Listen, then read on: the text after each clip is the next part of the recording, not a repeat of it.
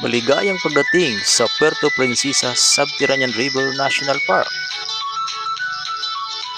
Malapit ka nang pumasok sa pinakamahabang underground river sa buong mundo, na isa rin sa 7 Wonders of Nature World at sertipikadong lugar ng UNESCO World Heritage Site.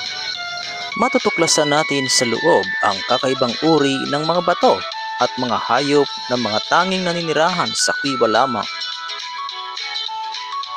Mangyari pong sumunod tayo sa mga patakaran sa loob ng kuweba. Dahil ito ay mayroong batas na inulunsad ng City Ordinance 647. Manatili po lamang tayong nakaupo. Iwasan din ang mga pagkilos ng biglaan upang maiwasan ang pagtaob ng bangka. Panatilihing nasa loob ng bangka ang inyong mga kamay habang tayo'y namamangka.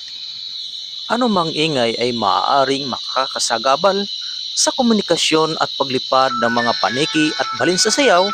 Dahil dito kailangang mabawasan natin ang ingay sa loob ng kuweba nang hindi maistorbo ang mga hayop na nakatira dito.